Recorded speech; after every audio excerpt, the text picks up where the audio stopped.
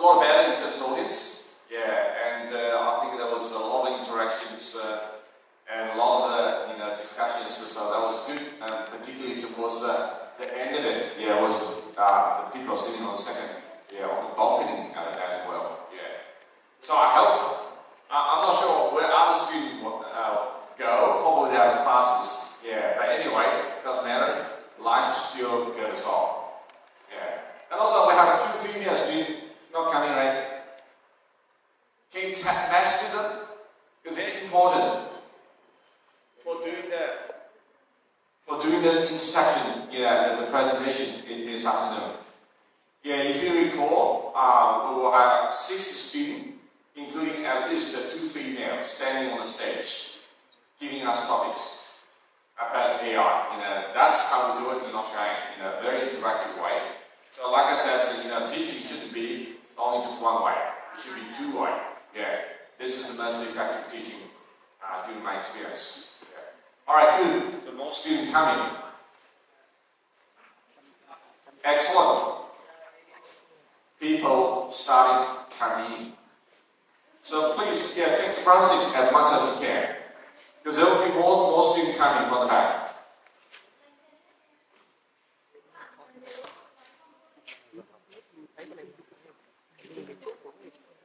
So please, over this side, there's a lot of spaces. And also, can you pass on our international students? Can you pass on the message to the 2 female students, your classmates? Yeah. So we need them to come along for the presentation. Yeah, because I was counting on them. We need to have at least 2 female. Yeah, we can't have all male students standing on the stage. Yeah, we need equity. All right. Anyway, let's continue about. Yesterday I was talking about the AI and IoT. Yeah. So I'm going to show you some projects that we've been working on. Yeah, at La Trobe University, our AI and IoT laboratory. Yeah. So this is an AquaWatch program. It's called AquaWatch. It's 80 million Australian dollars. I don't know how many billion the Vietnam dong is. Yeah. But this is a very big project. Yeah. The project is about building an information system for marine. Yeah. The reason why it's called an AquaWatch, it's all about water quality monitoring by combining the data on the sky and also in situ sensors in the sea. Yeah. So this involved launching 4 dedicated satellites, the so-called CubeSats, launching them into the sky. And then we get to the information, from the satellites. Do you know what image is coming from? Anybody knows the image coming from satellite? They're not like that. Excellent. Yeah, please speak. Just use that one. Excellent. Press the button. Yeah, make sure the lights is on. The image from the satellite is not the same as what you see in the real place in the sea, because it is just from outside. It's too far to reflect on the nature of the water in there. So you also have to combine it with the sea sensors to feel about how the water has been, and its quality and how clean it is, and also is there any biodiversity costs. That was Excellent. Thank you. Can you introduce yourself first of all? Like your name, with the major? Yes. And which year are you doing? Like if I were doing an introduction for myself, this is Wei Xiang from La Trobe University. I'm a professor, Cisco Chair Professor of Artificial Intelligence. Can you do something similar? Yes. I'm from the Computer Science and Information Technology major, which is linked to La Trobe. And I'm in the first year, and I'm a student currently studying in the first year of PTIT, the Boston Telecommunications Institute of Technology. Excellent. Thank you so much. You said you are enrolled in the 2+2 La Trobe the class, right? Yes. So which means you will be spending 2 years here at PTIT. Yeah.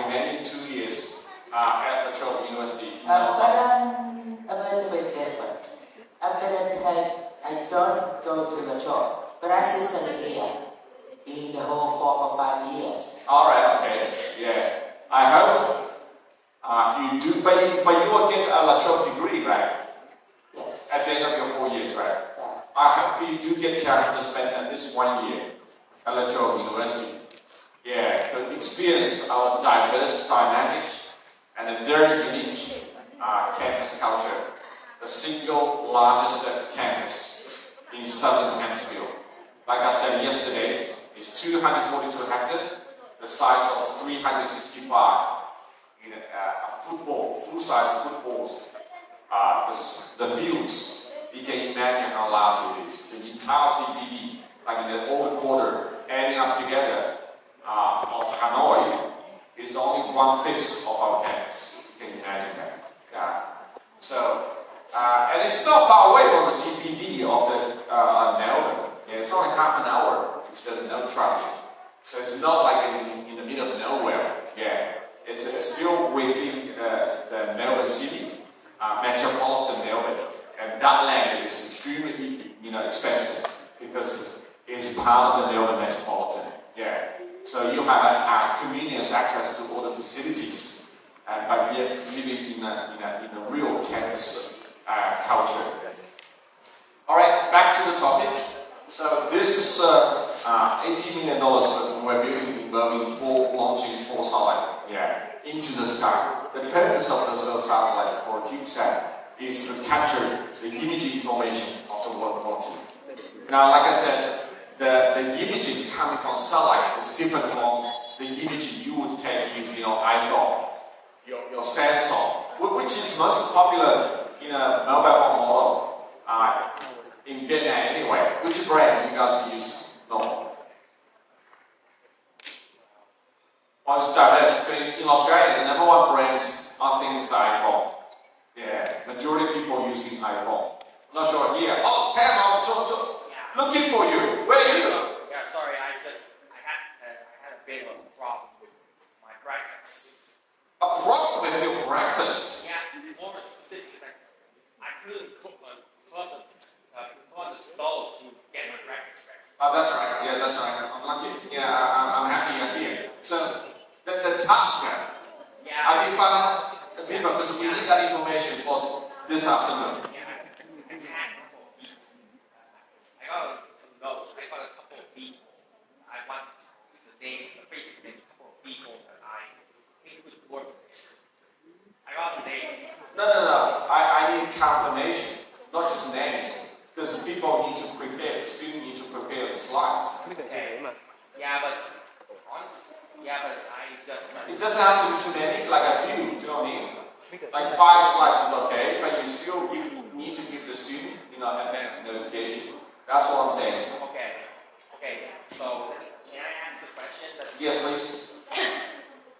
Yeah, well, it's a little difficult because there's a lot of brands here, but iPhone's the one I can... No. One question at one time. Yeah, the previous one, that's more important. Oh, the previous one? Yeah, so have you, can you, after this question, can you, confirm those names? Yeah, not just names. Confirm they're willing to stand on the stage and give us a presentation. Okay, I'll send messages to them. Probably messages won't be enough. You need to pause them, get them, confirmed on the phone. Do you know what I mean? I hope you can take it as very serious. It's very serious job you're doing. I'm trying to find, but I'm not Excellent. a good guy when it comes to these type of business. But you will be here, right? You will be here, right? I will be there. Okay, yeah. Like I said yesterday, I'll give you a hint on Master Student International. Some of them, have you asked it? Do you know what I mean? So feel free to have a chat with them during the break. Okay. And also 2 female, a Master Student. Yeah. They're missing. We need to get them here. Alright. Okay, excellent. For your second question, you want to make some comments. The brand. Phones, Yeah. Yeah, honestly, it's a little difficult because the older people, some people really, the older people really like iPhones because they are really easy to use. They're very streamlined. There's the guys that want Samsung because they are pretty much sick and tired of Apple not doing very much every year. fine, you know. And what about we use a machine learning term? Statistically, what is number one brand? Machine learning. In Vietnam. Statistically, combining all groups. Statistically, like how many units you sell in the country. The number one brand is. I'm gonna say Samsung. It's Samsung. And number two is. Well, I think Samsung is the one that came up on my head most. Okay. But the thing is now we also have a lot of different Chinese brands coming into the country too, and so I don't really. So for now I would say Samsung, but I wouldn't be surprised if I'm actually wrong. Because the Chinese brands are actually the ones with the most phones in the country. Okay, good to know that information. The reason why I'm asking this question is not I'm the salesperson. I'm not the salesperson for Samsung or iPhone. I don't advocate for their phones. The reason why I'm asking this question, you know, in previously, when all the mobile phone brands are marketing, what does the marketing? They're marketing on what? They're marketing on they have a better camera, they have a larger screen, they have more battery, isn't that right? Yeah, but now everybody talks about AI. That's right. Samsung actually does a lot of work with AI. That's right, yeah. So this is the era we're thinking. Apple redefines artificial intelligence into Apple intelligence. Yeah, that's I told about you. Please see that. Keep your answer sharp and straight. Do you want me to tell? It's a very important skill set. When you're in an interview panel, yeah. So I'll be setting all kinds of interview panel, you know, recruiting people. Yeah. We want the applicants to answer a question very sharp, concise, and straight to the point. Keep that in mind. This is going to be very useful for your future career. So now, because I said, you know, the reason why I'm talking about this is because I had a very good, you know, connections with what we, this lecture. Apple has redefined the AI to be Apple intelligence. So I want to ask some students, who were here yesterday. So what is the fundamental difference between Apple intelligence and artificial intelligence? Both of them are spelled as AI. Here we go. Keep it sharp, straight to the point. Okay, I think Apple intelligence and artificial intelligence, they spell the same just as you said. But I think Apple intelligence has said it to another way because it is tailored to you, but it doesn't tie to the same roles as that of Google and Microsoft. It doesn't take a lot of your things. It doesn't take a lot of your personal information. Then processing in the cloud where the source codes are unknown to the people. Most of the thing that is done on Apple intelligence, I think it is done on the same way, on the same device, as if it's on the same iPhone as you bought it, or the iPad that you bought it. And in most cases, it doesn't have to go to the cloud.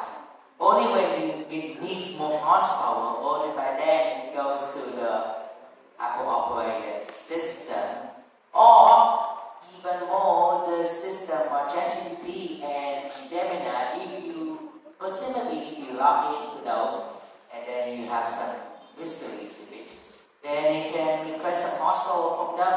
But most of the horsepower that it takes, it's not going to exceed the capabilities of that on the iPhone device. So that's why I think Apple intelligence and artificial intelligence are different.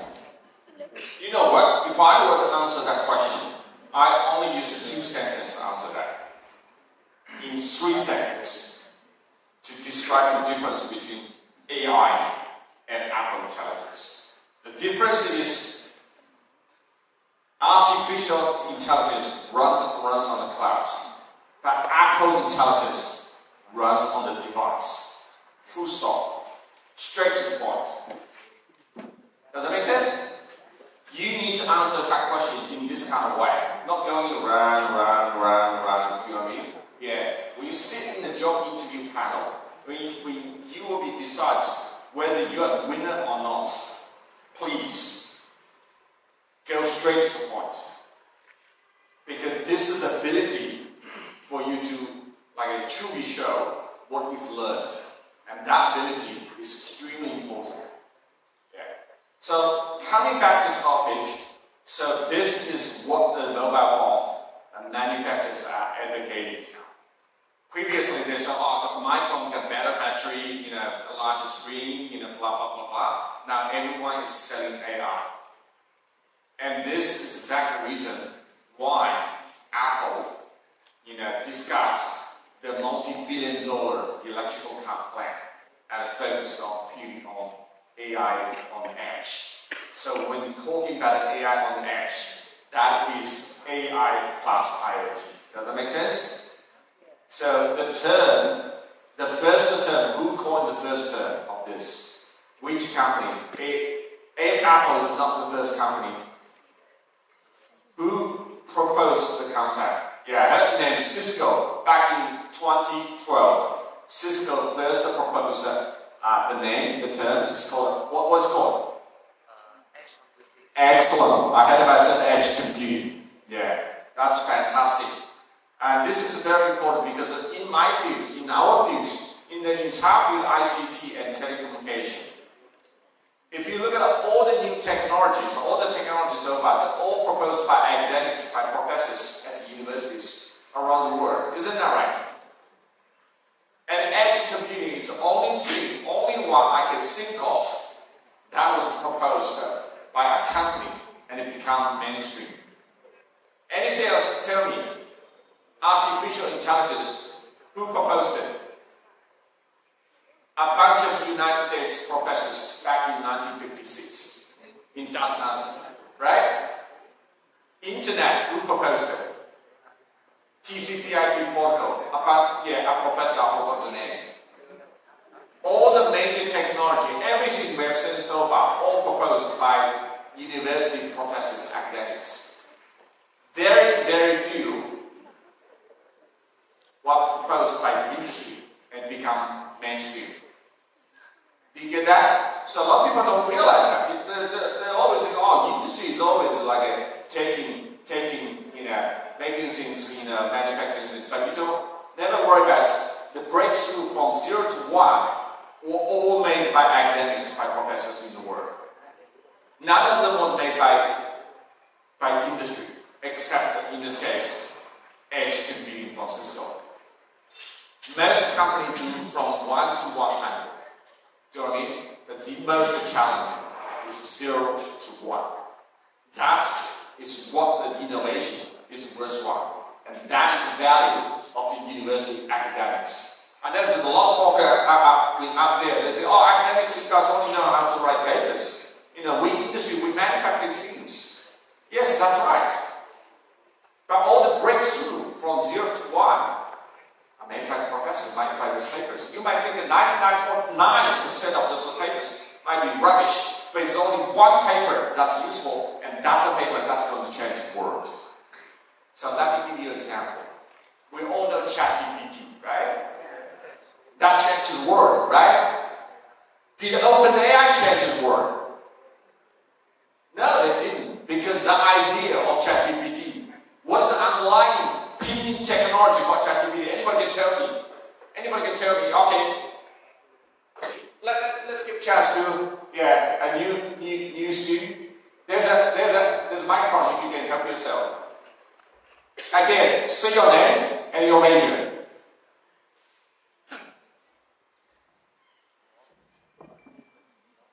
Can I sit or I stand up? Yeah, sure. You should stand up. Okay. Good morning, Professor Wei. I'm in year 1 of the information technology major. Excellent. What's your name again? I'm V. V. Okay. And you asked about the ChatGPT. What is the underlying technology that powering ChatGPT? It's the transformer technology. It's a machine learning AI by the Google. No, ChatGPT is not by the Google. Yes, Google. Google is one of the the teams. Yeah. But the ChatGPT is It's made from one of the machine learning. What's the name of that paper? Do you remember the title of that paper? I don't remember exactly, but when I search on the Google. Yeah, Which year that paper was published? Which year? I don't remember exactly. All right, okay. Please see that. That's good enough. Yeah. Considering you only see year one. All right, ChatGPT. To answer that question, you need to first answer what does the GPT stand for? What's G? Generative. What's T? Transformer. What's the last one? T. Oh, sorry.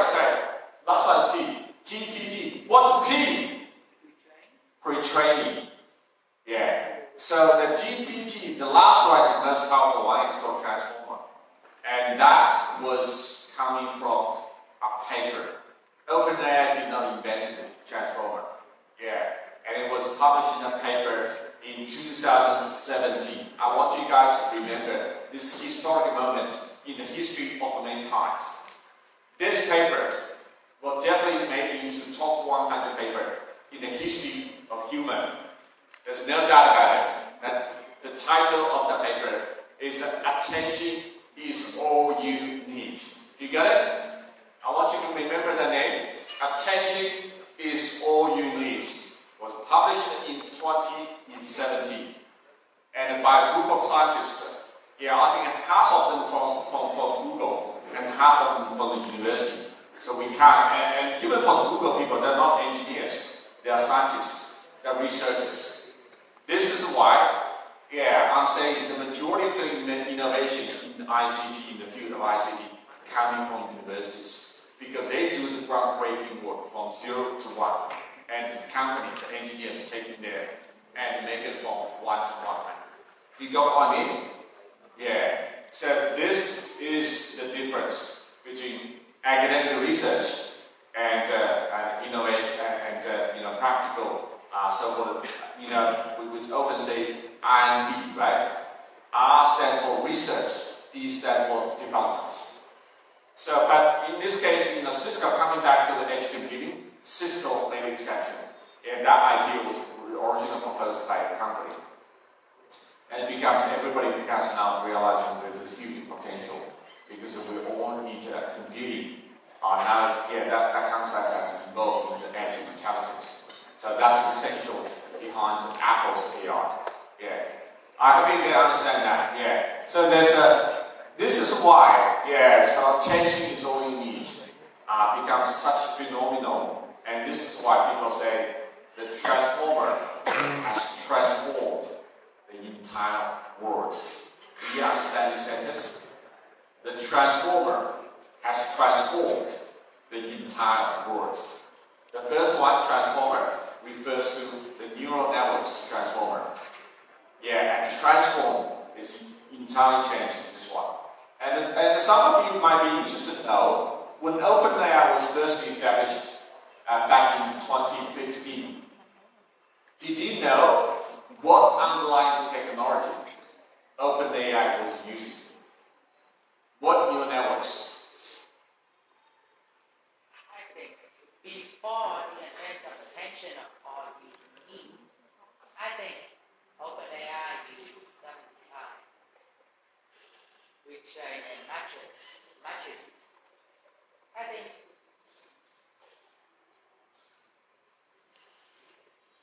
now keep that my word in mind. Straight to the point. You only need 1 second. You don't need to repeat my question. My question is already here. You only need to say the name of the underlying technology. they use matrices to do that. Matrices. Yeah. Thank you so much. But the answer is not matrix. They use another neural network, which is called LSTM. Anybody has heard about the LSTM here? Long short-term memory. LS. Long. L. S stands for short. T is what? Term.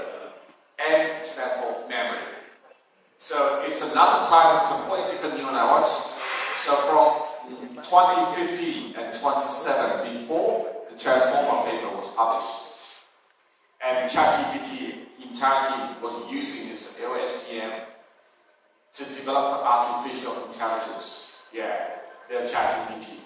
And by the time they saw the paper from Google, they were so surprised. So the whole team ditched all the entire 2 years' work and restarted all over again, building on the backbone of Transformer. In the meantime, Google published this paper and forgot about it. And simply just another paper out of millions of papers. You know what I mean? But OpenAI saw that paper and secretly ditched all the previous 2 years' work and reviewed everything. So from 2017 to 2022, by the time we know ChatGPT, it's already November 2022. Nobody knew Sam Altman and his team has been working on ChatGPT using Transformer for 4 years. And they surprised the entire world in December 2022. So that was history.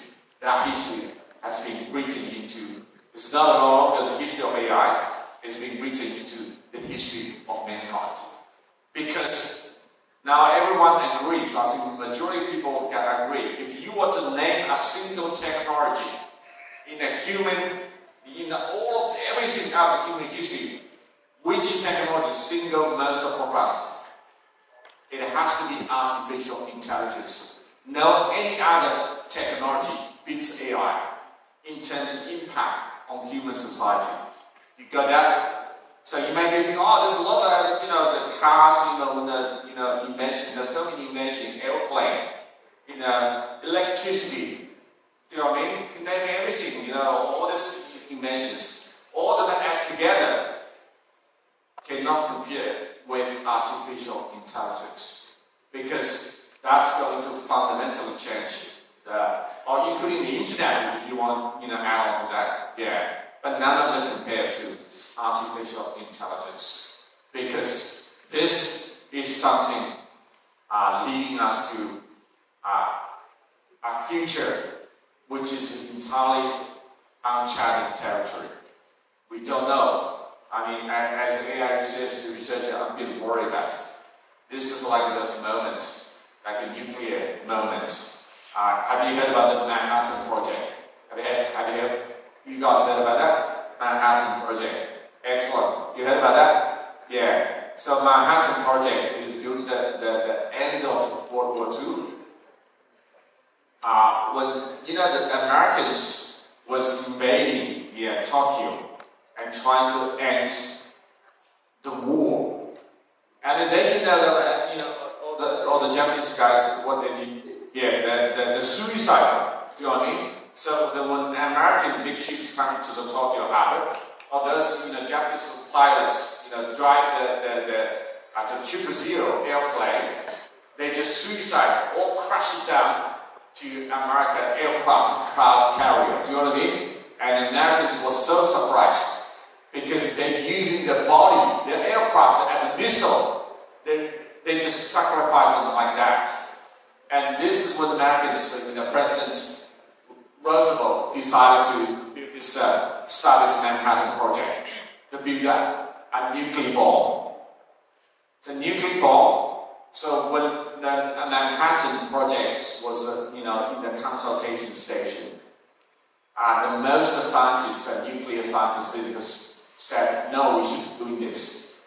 This is Ashley's box. Once it's open, the world will be forever different. Do you know what I mean? Yeah. So it is saved America 2 months, to finish the war earlier, 2 months. But that box has opened and nuclear bomb has released. Now it's forever a danger hanging on the head of the human history. If there's any state, reckless state, rogue state release nuclear bomb, and that's going to destroy the entire Earth. Do you know what I mean? And artificial intelligence, we are coming to this point very, very soon. The machines are going to outsmart human.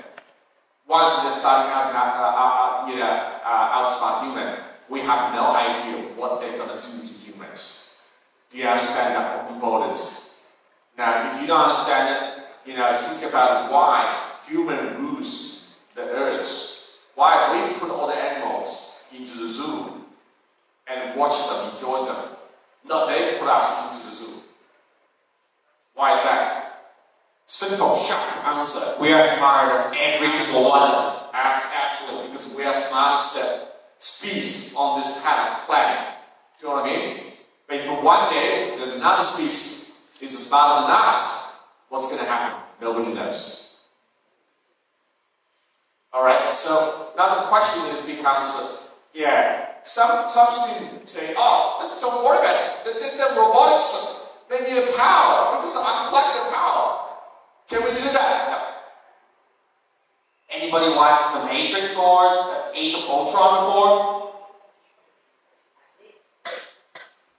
You do, okay. So the point I want to make is that, if you think of, some people might think, naively, I would say that naively, you can unplug the power plug and it's not working, so this way you can defeat the robotics. If you think that way, that's too naive.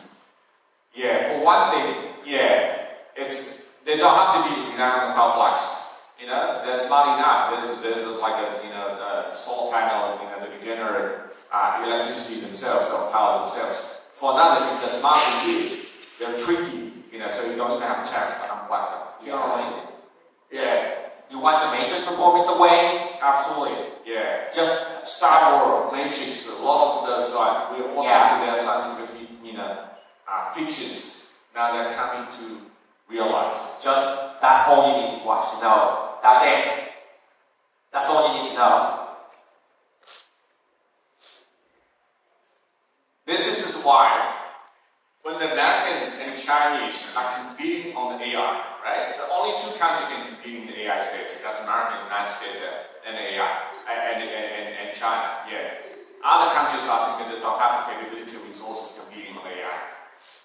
When they fight on AI, there's one thing they agree on. They have to collaborate on the alignment of AI. Do you know what's alignment? So alignment are AI to the human values. So this is extremely important. After all, we're all human beings. The competition is okay, but none of us want to destroy the human being. You know what I mean? If someone crazy out there, developing, artificial intelligence which are not aligned with human values, we're all dead. This is the Manhattan moment coming to us. Luckily, in the Manhattan moment, even though the nuclear bomb has been invented, anybody can make nuclear bombs now. Do you know that? Some American high school kids can make a nuclear bomb at the backyard. All the technology is out open there. It's very simple. But there's only one difficulty. I think we are lucky last time because the material for making nuclear bomb, the Ukrainian, and very, very pure Ukrainian, it's very difficult to acquire. Do you know what I mean? So we are so lucky. But artificial intelligence is different. That's software. All you need to do is just copy and paste. So it's much, much easier to penetrate than the nuclear bomb. Do you know what I mean? The nuclear bomb, if you know how to make it, it doesn't matter. You can't make it because you don't have the material. There are 100%, very, very few Ukrainian. It's highly guarded. You know what I mean? You don't have access to that. I've seen the news story, a few years ago, an American high school kids made a bomb at the backyard. Everything worked. He just looked at all the YouTube video. But honestly, it didn't create any damage because it didn't have access to the Ukraine. But AI is different. It's a software essentially. You know what I mean? It's much easier to penetrate. Anybody can copy and paste. So imagine this is the single most challenge we're facing when we talk about this era. One thing, we want to go in that way because, we need a machine to become smarter to do the work for us. But on the other, we need to align the value with human value. Do you know what I mean? This is called an AI alignment. So alignment, some of you might be reading the news article, you might be wondering, what does alignment mean? That alignment means align with human values. What is human values? What is human values is the most important. autonomy, freedom, and liberty. Excellent. And I would the freedom, liberty, and I want to add respect. And also equity. The list is going on, you know what I mean? We are all different ethnic groups, all different races, coming from different countries, but we share this planet. This is our home, right? So we need to respect each other. Competition is okay, but if the competition gets out of control, that's going to be dangerous. That's very important for us to learn. America already learned that lesson, from the Manhattan Project. It did save a lot of American lives back then. I finished ending the war 2 months earlier. Yeah. But I think, if we redo it again, I don't think America will redo it again. Because the prices you're paying for that, you had all about, the non-proliferation treaties of nuclear weapons. Do you know what I mean? So Americans spend way more effort after the war to control the proliferation of nuclear weapons. It's not worth it. It's definitely not worth it. Yeah. All right. So let's. What time is it now? Yeah. So let's finish this part and we take a break. So this coming back to this. This is the mobile phone. The pictures taking from the mobile phone is different because that's the normal optic image. But the satellite is so-called multi-spectral, and hyperspectral images. So they have a much better information about the water quality. So if you use a normal camera from the sky to look at the seawater, you only see the waves. You see nothing underneath the waves. But you use the satellite camera, the hyperspectral camera, because they can take the pictures from all the different bands, hundreds of bands. So all those bands are reflections of water from different depths. So you have much richer information. And when this information combined with the tungsten quarter, so that's a satellite on the sky, and then you have what we call in situ sensors in the water. Yeah, and then you combine this information together. Guess what? What's going to happen?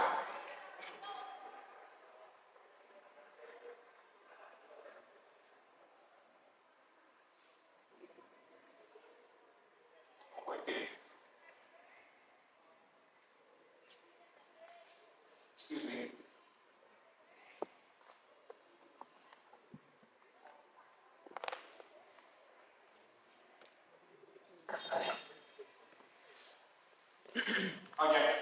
Okay, thank you. Okay. So once we combine this design, what's going to happen? This is so essentially we're building a multi-sensor Earth observation analytical platform. So a multi-sensor now have a more popular name. It's called multi-what? Multi-modal. Yeah. I think I explained to you what the modal means. Modality. Anybody can recall that? What are the modality? This is a very important concept in artificial intelligence. What is a modality? When we say multi-modality, what does it mean? A multimodal. In an AI model. Anyone else? Yeah. Let's give a chance to other people. Yeah. Anyone else? What's it meant by modality? When we say AI model, machine learning model is multimodal, what does that mean? It's a very fundamental concept. No?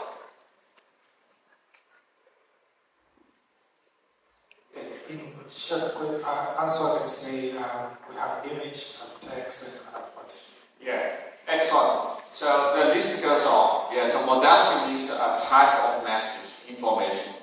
Different types, that's called multimodality. So image is one type, text is one type, time series data is one type, yeah, and many others, table, yeah. So that's called modality. The reason why this is called multimodal because it's got the information, multispectral, hyperspectral from the satellites. And then we have in-situ data, the sensor data from the sensors in the water. And then we're building something called multi-sensor because we call it, why we don't use multimodal because the information information from the different sensors, so we call multi-sensor. Essentially, they're the same, multimodal, because each sensor, you got a different type of information. This is very similar to, autonomous driving scenario, right? If you drive the latest, the electrical cars, you have multiple sensors, different type of sensors. What do you have? You have ultrasonic, right? Ultrasonic sensor. And you have a LiDAR. Have you heard of a LiDAR? Yeah, LiDAR sensor. You have a millimeter wave radar. Yeah, and they're all different type. LiDAR is point of clouds information, and the radar is what? Radar is reflection information, and the ultrasonic sensor is different. Do you know what I mean? And then you have the image. Of course, you have cameras. They're all different. Yeah, so that's why in the IoT, AI IoT space, sometimes we call multi-sensor.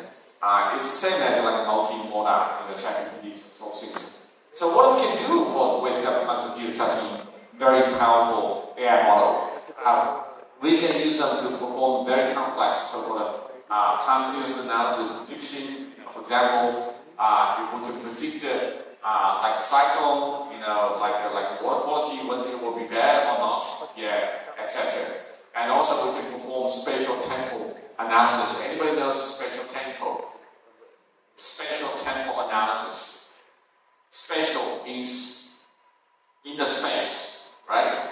What is temporal? What does temporal mean? The English word of temporal. Very sharp.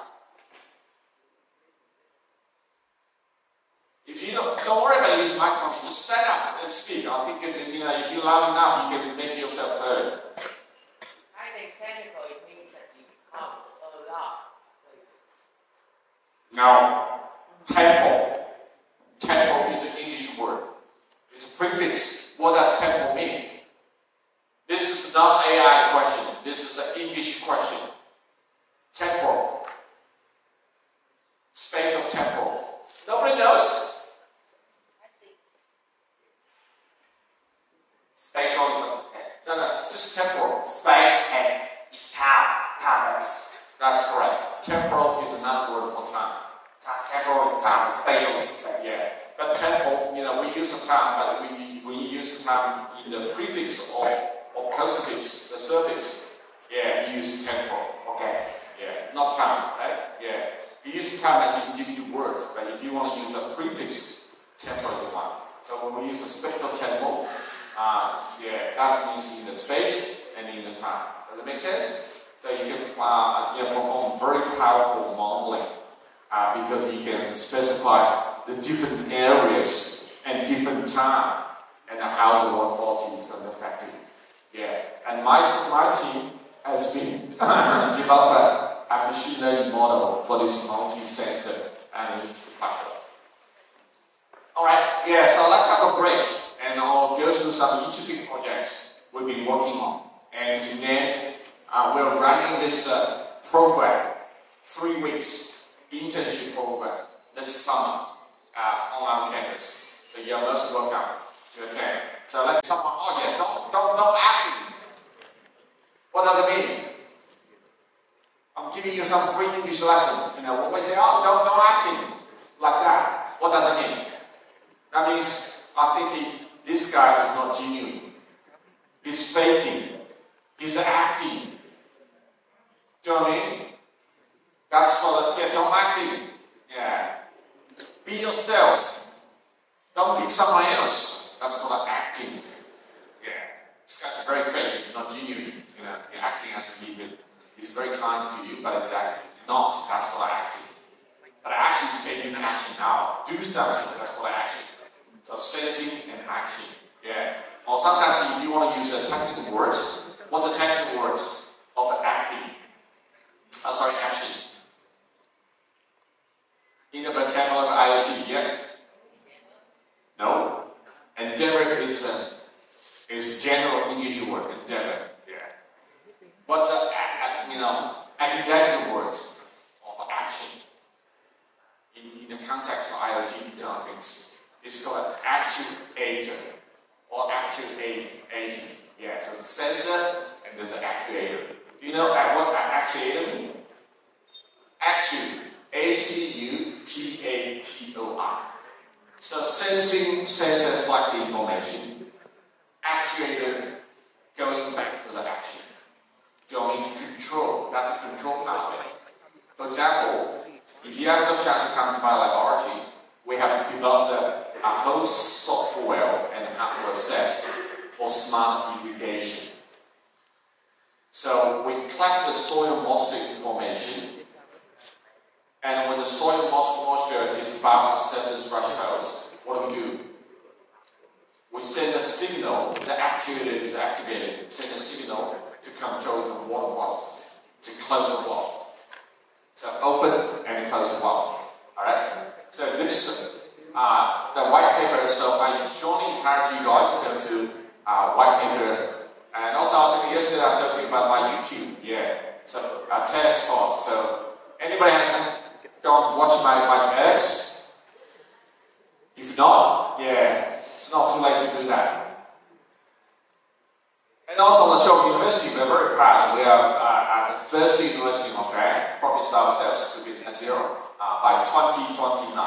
So we will be the first university in Australia to achieve a net zero target. Yeah, net zero is very also called carbon emission. Yeah, it's very, very important concept, topic in Australia. Yeah, so by achieving zero, that means all our energy will be coming from renewables. Yeah, so we've got almost every roof panel in La Trobe University. We've got hundreds of buildings. Each one of them, on the top of that, we have solar panel. And also, we recently built a solar farm. Yeah, an entire solar farm. Yeah, it's very impressive. So we generate a lot of power. Yeah, a lot of the weather in Australia is good because during the and this is raining. Otherwise, most of the time it's sunny. So you get a lot of sunlight, and they generate a lot of electricity to power the entire campus. And we think by 2029 we can do all this sources sustainably. Yeah. So our lighting is automatic. In my lab, you don't have to switch it on, switch off the lights. You're walking, the moment you're walking, everything lights up. Yeah, the screen opens. You walk out, after a few minutes, everything shuts down. It's all automatic. The door is automatic as well. And the moment you walk in, it opens. Of course, during working hour, right? And then renewable energy, yeah, we're primarily using solar panel for the renewable energy. And the waste reduction, of course, we're trying everything we can to control the waste. And by install sensors on the waste bins, when the bin is full, and we can collect them. So the challenging is that how do we know that it's full, right? So it would be too late by the time you know it's full and send a signal. So we use the AI algorithm to predict, when it will be full. So the collector will prepare just on time.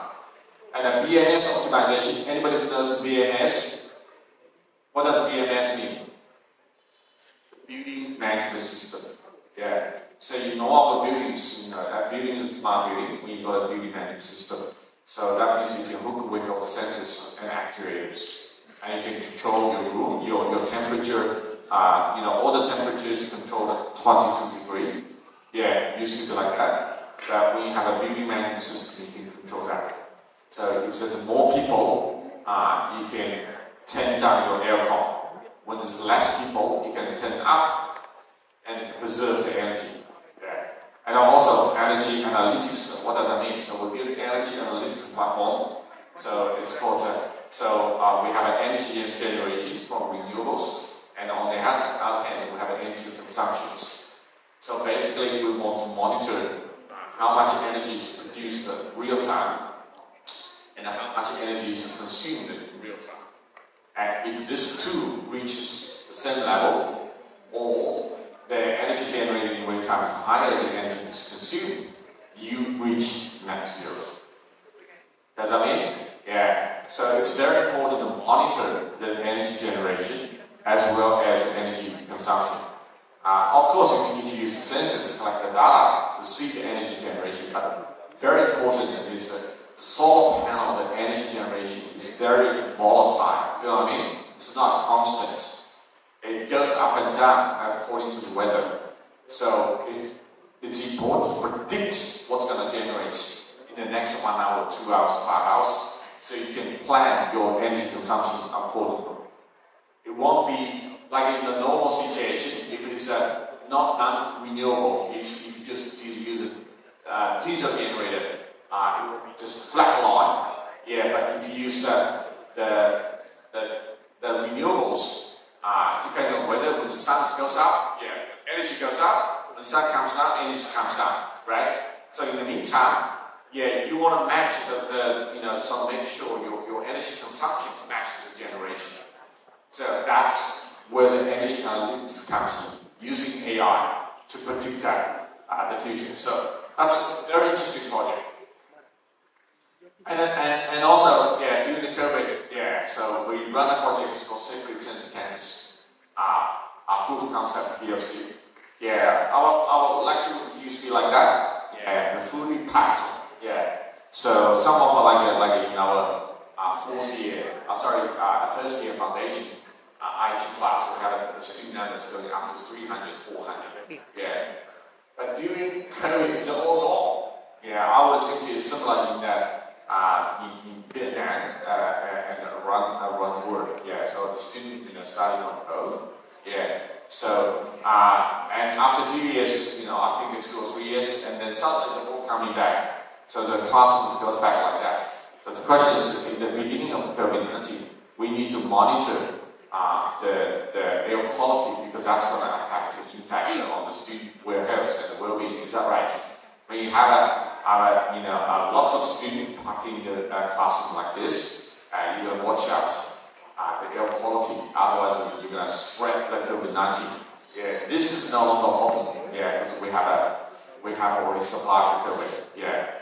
Back 2 years ago, 2020, or 3 years ago, 2022, the COVID was a very big problem. So what we did is we use the Cisco technological spaces, yeah, to link all the sensors. And primarily we use dashboard and for CO2 sensors to monitor the air quality.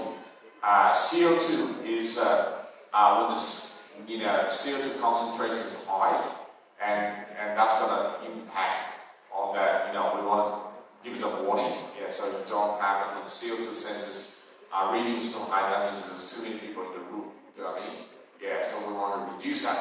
So that's what we did. It was a very simple project, but there's only one problem though, yeah, so I want to ask you this question, how are you going to solve it? Yeah, if you were back then, the problem is CO2 sensors is not cheap.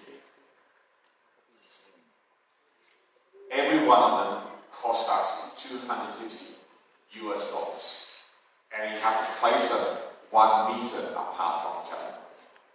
So imagine a room size like this. If you want to monitor the CO2 level, how many sensors would you need?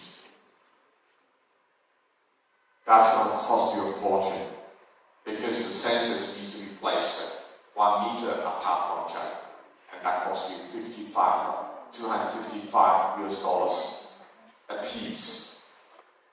Alright? If you got money, it's not easy. Right? If you want to save money, yeah, we only have a limited budget.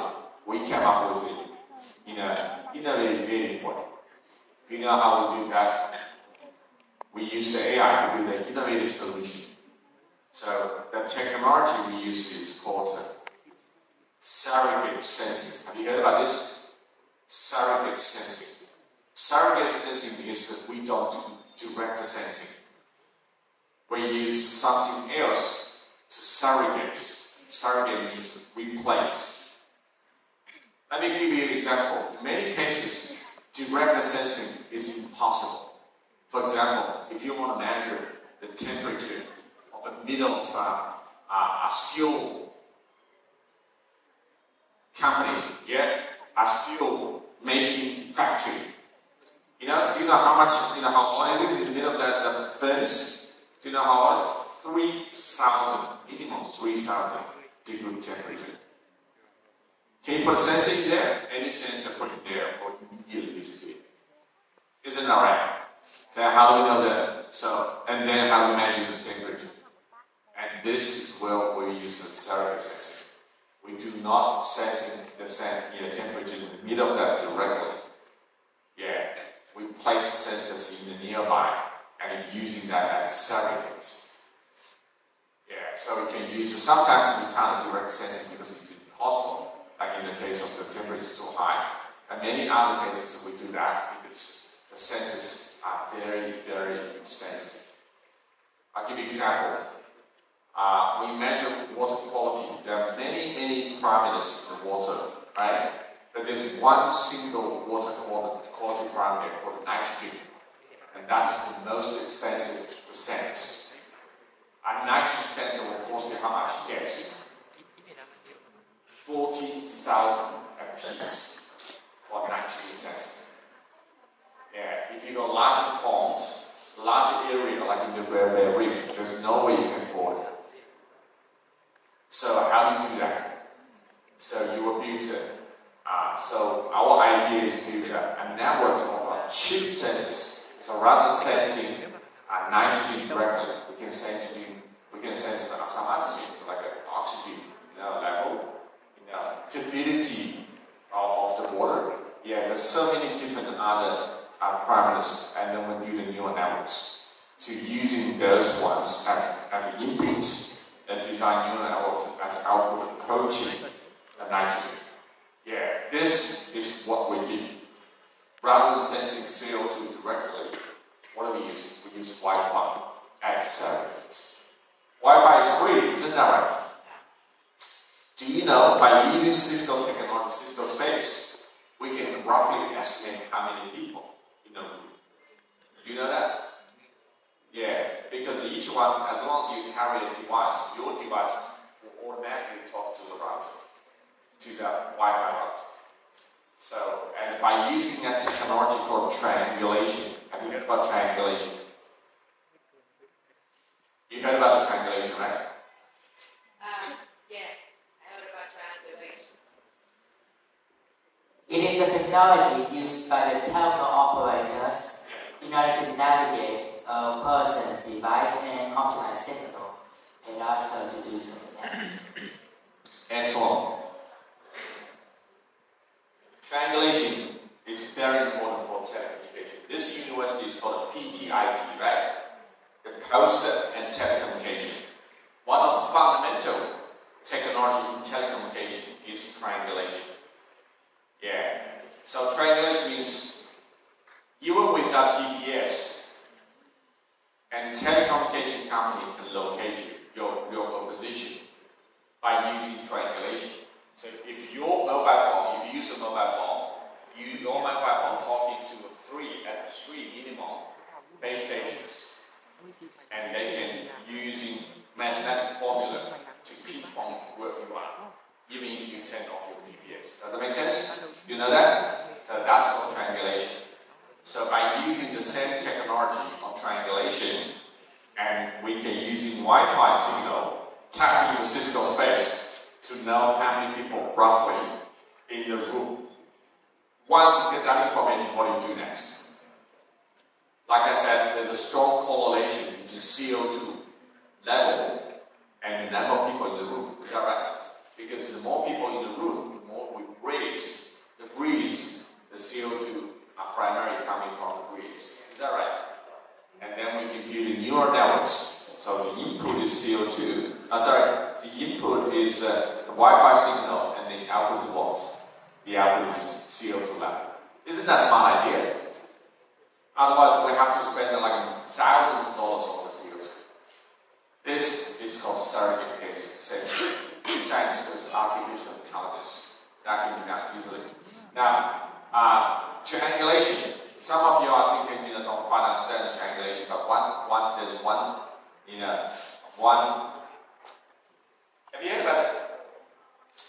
Malaysian airline, the famous Malaysian airline, 370 disappeared. Alright, so there was a tragedy like 10 years ago, right? Did you guys still recall that? It disappeared from the radar. Sorry? It's still something that everybody is trying to solve. Yeah. Yeah. It's still something that everybody is trying to solve. That's right. Before the aircraft disappeared, the aircraft has an automatic, response system, sending signals to 3 satellite base stations. Right? By using those base stations, unfortunately, they're not complete. The scientists use triangulation to pinpoint roughly area in the water, like as most likely to be around ocean, in the Indian Ocean. You know what I mean? Otherwise, if it wasn't for triangulation technology, there's no way it can be anywhere in the Earth. You know what I mean? But thanks to triangulation technology, roughly, it wasn't complete. The signal, I think they only have 2 good signals, but the last one wasn't very good. So the areas that they pinpoint to is very large area in the Indian Ocean. But that's still good, because otherwise you have to search in the United States, in Europe, everywhere. You know what I mean? We have no idea, where the airplane went. So that becomes a mystery. But people, I think the Malaysian government has restarted, based on the new information, has restarted, the search effort. You know why? Because there's one US company says, I'll do the search for you for free if I didn't find the aircraft. But if I find the aircraft, you have to pay me. So Malaysia government said, that's a good deal, because I have nothing to lose if you don't find anything. If you find something, if you can locate the aircraft on the bottom of the ocean, of course I need to pay you. So that's why Malaysia's government agreed to restart the investigation, the search.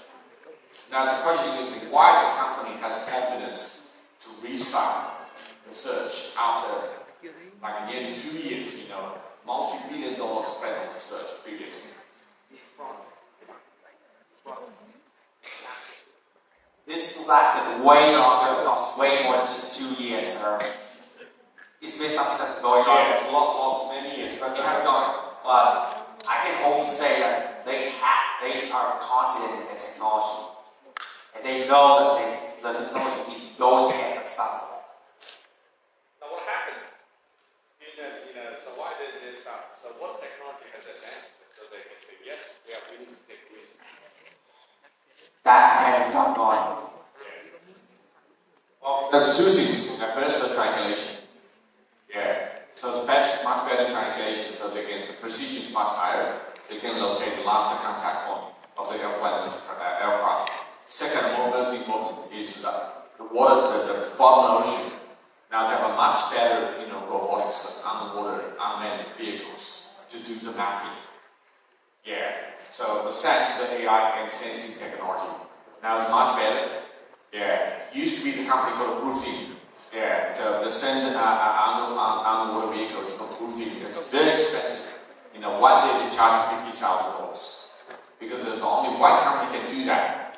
In the world.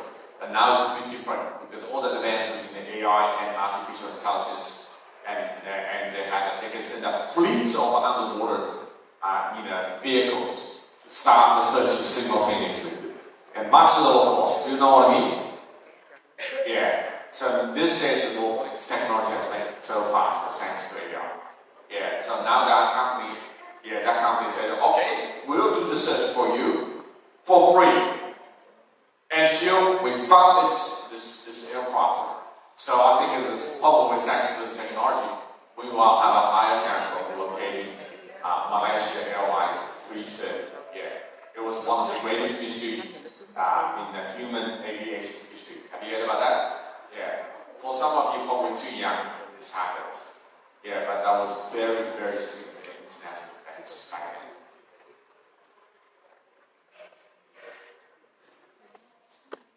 All I can say is, we may be too young to remember it entirely, but this whole MH370 was a ghost that has been going on in human for absolute ages. You might have heard about it, but I don't think there's some others that probably haven't heard about it. Anybody has heard about the 330? The Malaysia Airlines 370. It's only 2. Or 3. Yeah, I don't know if it's shy, you haven't heard about that. That was very, very big in the newspaper. Yeah, what about you guys? Have you heard about it? 317? Okay, yeah. So anyway, yeah. So the next topic I'll talk about access to smart zero readiness. Yeah. So smart zero is very important, particularly in the United States. Yeah. So Cisco has been pushing this agenda for smart zero. The reason why it's smart zero is in the US, if you want to do this was before Donald Trump, yeah, coming to power. If you in the Biden, Joe Biden, the previous president, Joe Biden is very pro climate change. You know what I mean? Yeah. So in the United States, they like in a big company like Cisco, they classify their suppliers into different categories of net zero, depending on how far away you are to. Yeah. If you want to become a supplier of Cisco, you have to, for example, you want to sell your stuff to Cisco, and Cisco will look into your smart zero, evaluate how much ready you are for smart zero. If you're not smart zero ready, or not quite there, you will be disqualified. Do you know what I mean? You can't even sell to Cisco, no matter how low your price is. So that's again that applying. So the question becomes, every company is aware of that, particularly in the developed world. Yeah. In Australia, climate change is a big topic, and it's a topic of election. Yeah. So that's why the government put a lot of money into zero. But from the company point of view, we all know to reduce the emission to zero is going to cost a lot of money, right? So before you commit yourself to this journey, so we use this topic in this project to assess readiness of smart zero. Yeah. Anyway, yeah. So the other things I want to talk about is the Cisco WebEx hologram. Yeah. So this is a next generation hologram. Have you heard about hologram? What's hologram? Hologram. You answered too many questions, so let's give a chance to others to do. But I really appreciate that. Let's find. Yeah. What about the lady in red up there? Yeah. Do you know what a hologram is? What is hologram?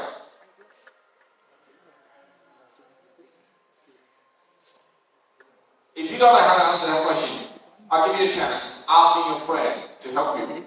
Anybody, you pinpoint that, pass it on. Who do you want to answer that question?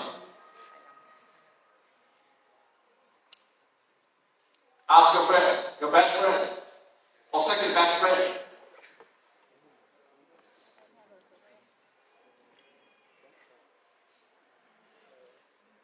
Pass it on. Or anybody is willing to rescue. We all got to help each other. Okay, the student, yeah, can you stand? So basically, holographic is like a 3D image using light and laser. That's what basically what I know. You're getting there. Yeah, hologram. Have you watched the movie Star Wars? Yes. Yeah, you push the button, and the person appears in the middle. Yeah, so it's like the air, right? So as I know, it's like 3D image and video that using light and like laser to create that. Yeah. So Excellent. Thank you very much. What's your name? Tudai. Which year are you?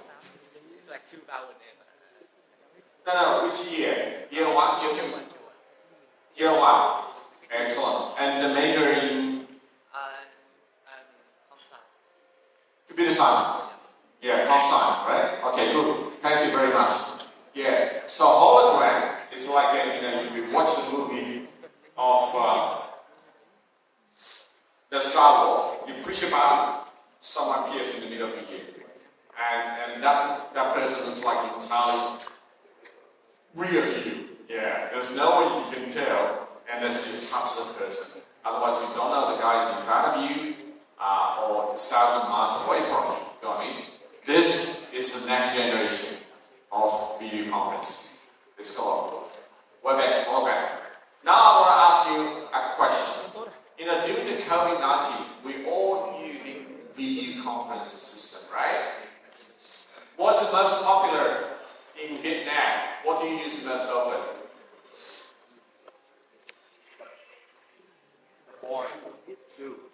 Zoom. Is that Zoom number one? Yes. All right. Then my second question is that, do you know which one was the first video conference system in the world? Which one was the first one? Google Meet. Do you agree? Which was the world's first?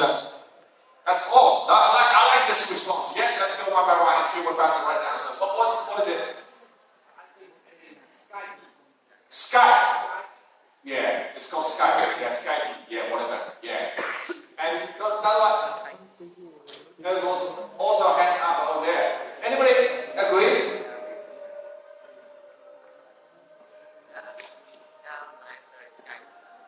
Skype. Anyone agree?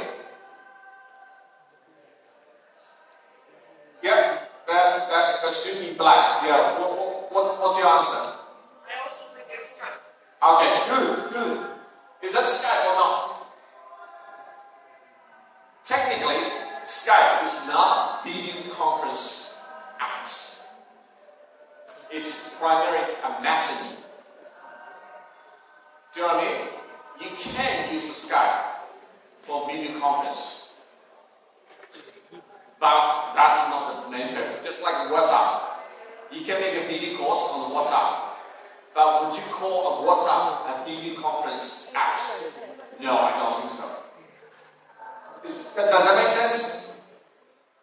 Why I was asking what was the first dedicated video conference system? Zoom is definitely one, because nobody uses Zoom for messaging. You don't text them, your friend uses Zoom, right?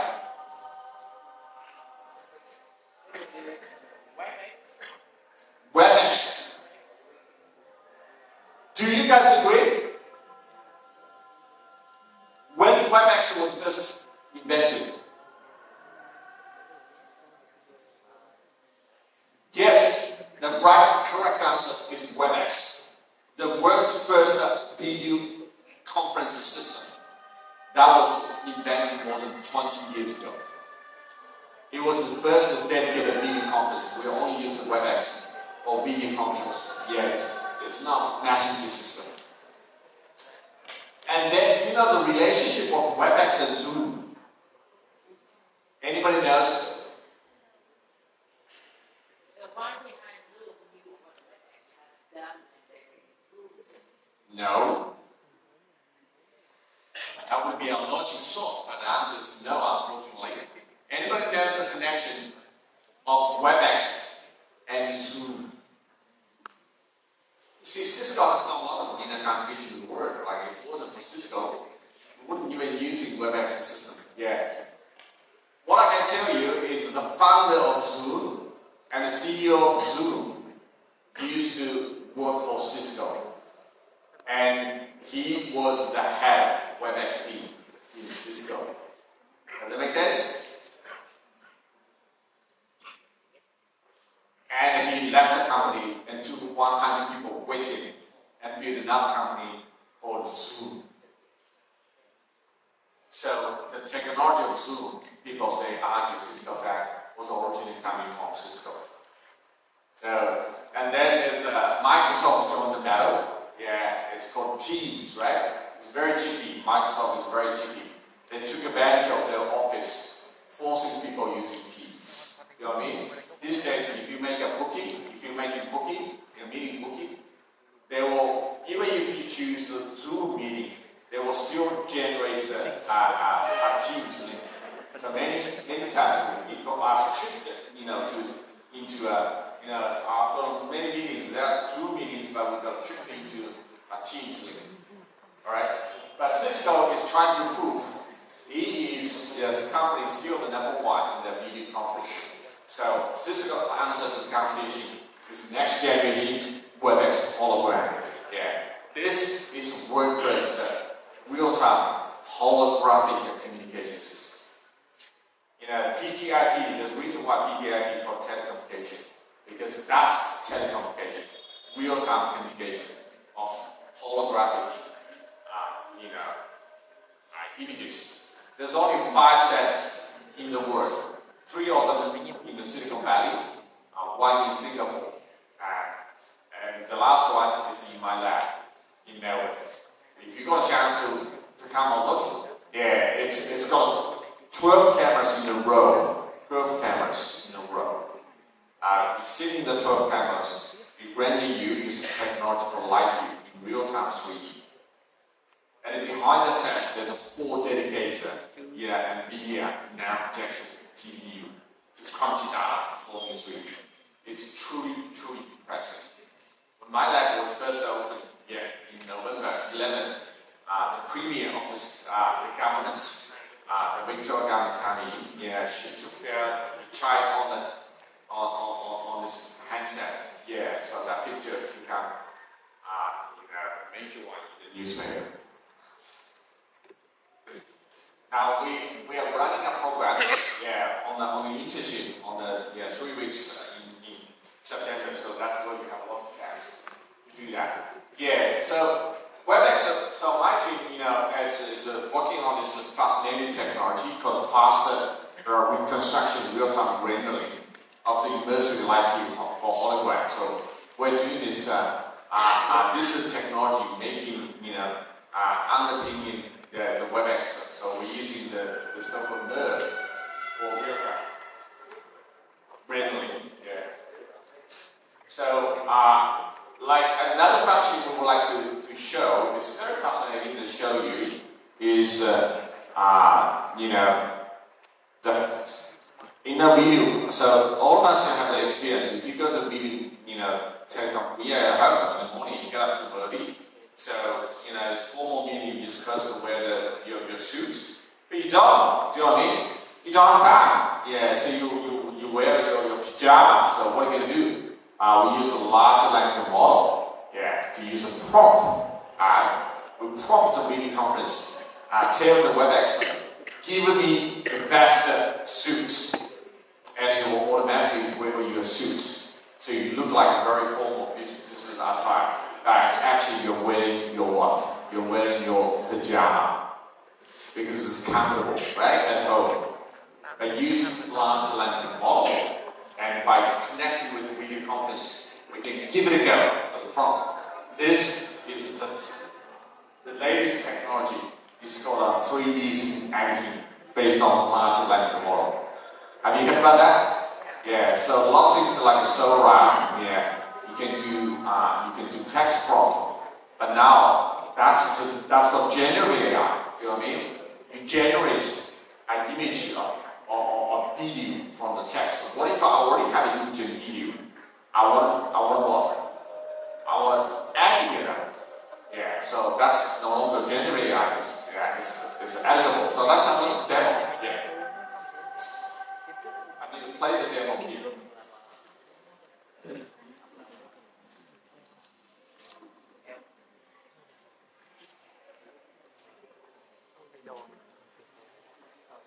So on the right hand side, on this side, this is an original 2D image. Do you see my cursor?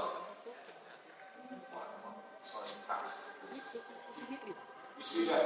On the first row, the original 2D image, we see a handsome guy. Yeah. But this guy, he's very handsome, but he doesn't smile. On the right first, we make him smile. And not just we make him smile, we also make him 3D. Yeah, the middle one is, it's a comparison. Yeah, that was technology by Stanford or by Google. So I think our result is better by the Google Stanford. Yeah. At the bottom one, we see another handsome, a guy, but he doesn't have a hat. So by using a prompt, we can give him a hat and make it 3D. Alright? So this is what technology can do for you, right? If you're handsome, you want a hat, we can give you a hat. If you wear pajama, you want a suit, we'll give you a suit. If you're handsome and doesn't like to smile, we'll make you smile. Yeah. So this is what it's having to, you know what I mean? So we have, this paper was published in the best AI conference in CBPI. And that's Cisco, the development team in San Jose is very, we're talking to them to make this happen. Because this is very useful. Because imagine if you are doing, products of the WebEx. Yeah, so. What is it doing? What people are seeing? Did someone go out to tell them? There's class going on. Yeah. Anyway, back to the topic. Yeah. So, if you imagine if you are a boss of WebEx and you're boss of Zoom, you're a boss of the team, you want to compete with each other. What's your best technology? So far, none of the product can allow you to prompt, right? To do things you want. Yeah. If you can implement this function, that means this is much easier function. At the moment, we can only add the virtual background, right? You can add a virtual background, but you can't change yourself. If you forgot your tie in a formal meeting, what do? Give me a tie, prompt. And then you automatically wear a tie. Isn't that beautiful, right? So you don't have to wear a tie, but actually people looking at you, you're wearing a tie. Yeah. All right. So this is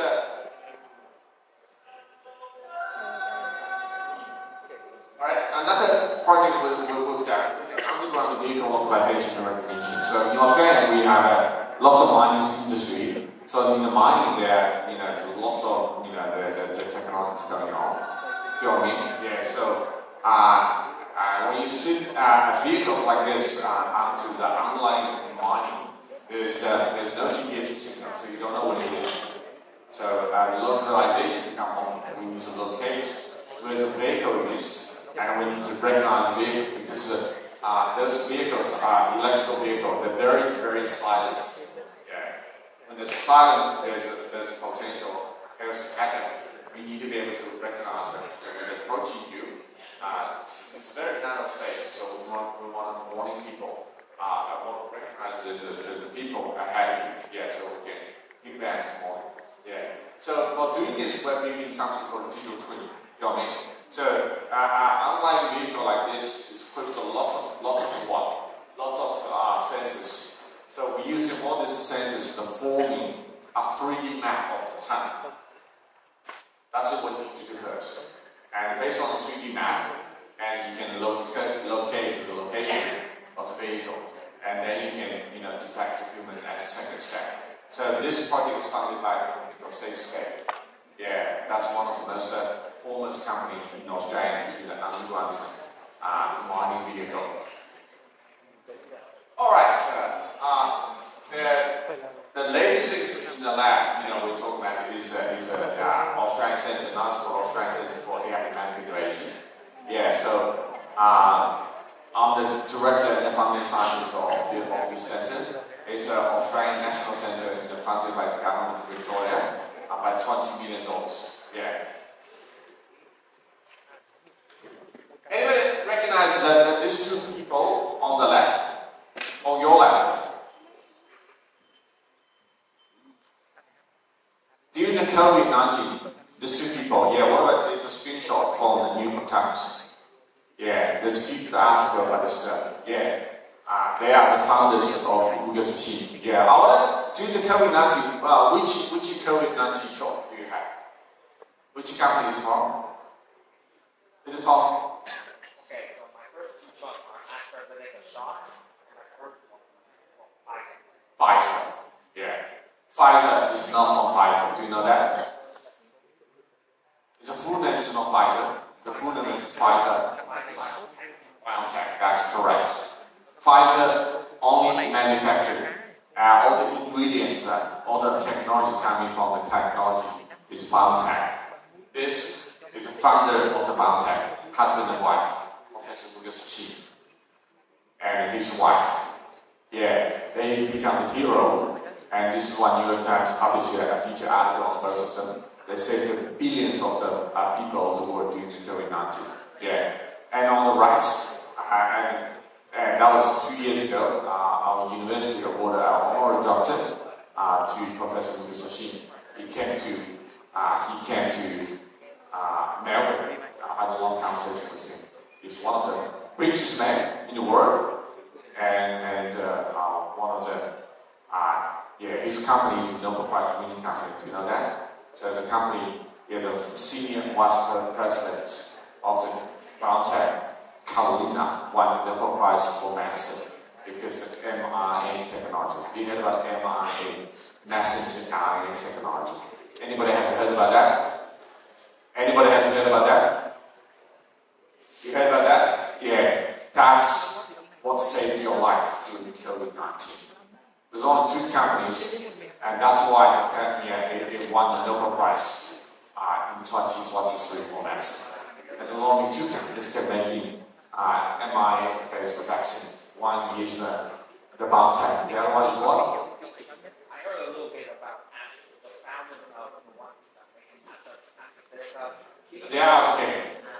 They're almost bankrupt. Yeah, they're No, that's the technical. They make vaccines with different technology. They can't make a mRNA. So we in Australia we usually try that. We bet on the AstraZeneca because it's UK based. Didn't work out. Yeah, it's different technology. A lot of people die because of the blood clogging. Yeah. So we all switched to the mRNA. So. But do you know the biotech, the company was set up, not for the developing COVID-19 vaccine. It was set up for developing a vaccine for what? For cancer. Yeah. So in the future, now if anybody catches cancer, you have to do the treatment, right? Like a chemical treatment, whatever treatment. In the future, if you don't do treatment, what do you do? It's like your cold. We give you a vaccine and you don't catch the cancer in the first place. Have you heard about that? This is called, this is called immunotherapy. Yeah, immunotherapy. But the challenge, so the company biotech was set up about 20 years ago to doing this. But the challenge with immunotherapy, the general, if you're making cancer vaccine for the general public, the effectiveness level is not high. You can reach maximum 50% effective.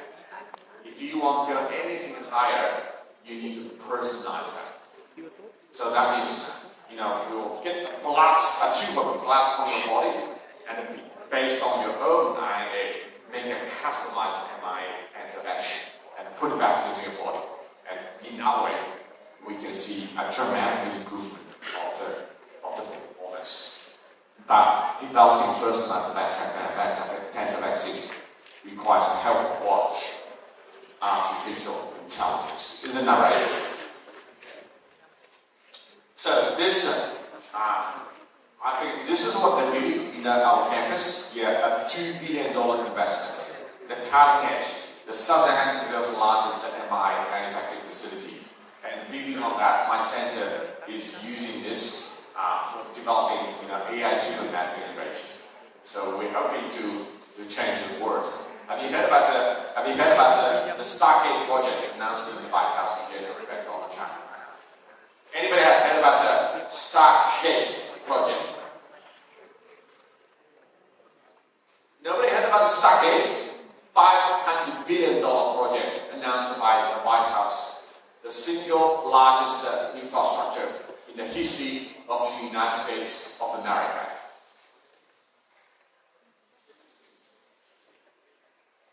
Founded by who? Founded by 3 guys. The first guy is CEO of OpenAI, Sam Altman. Second guy is what? Boom. It's Japanese SoftBank CEO, Sun Yi. the billionaire who created, who owns the arms, who owns Alibaba, the super rich man in the world. The third one is who? The orange. Alright? So when the press conference was held in the White House, there was a journalist asking, what do you guys need $500 billion for? So the journalist was challenging this project. It's $500 billion US dollar. For God's sake, in the history of the not only in the history of the United States of America, in the history of the mankind, that's our project, the largest project at all. And that answer from the CEO, chairman of Orange, Larry Ellison. Do you know what he said? He said, we are going to use artificial intelligence to develop personalized cancer vaccine. And then everybody in the room shuts up. Why? No more challenging. Yeah, why everybody shuts up?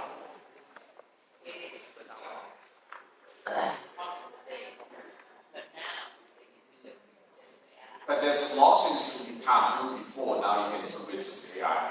But why spending $500 billion for building this Stargate project? The answer is very simple, because there's no greater research better than saving people's life and helping people fight cancer, isn't it? That's the ultimate #1 research in the world. If without cancer these days, the average lifespan of humans will be increased to 150 years. Do you know what I mean? So in the future, we will see dramatic increase of lifespan of humankind. Now asking the average is about 80 something. We might be able to double it.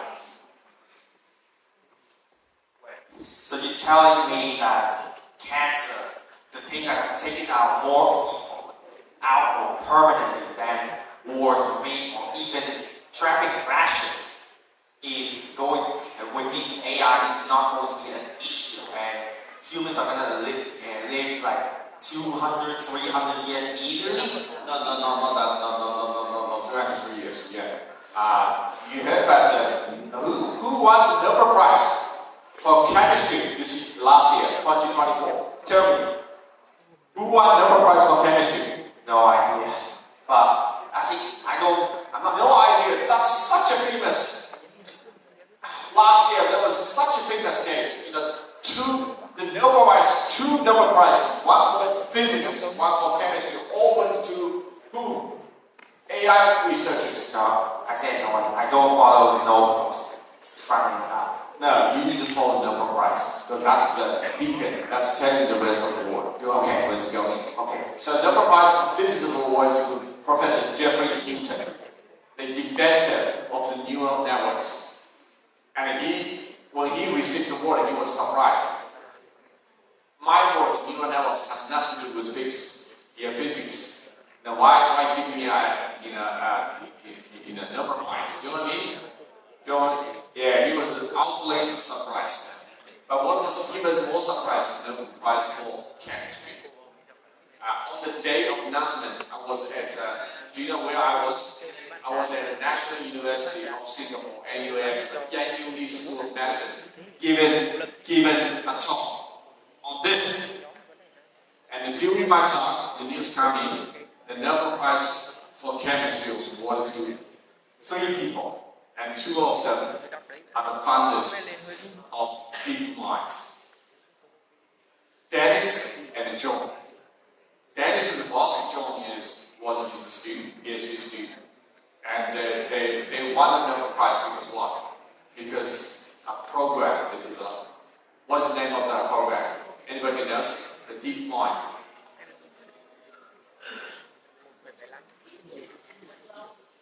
Is what?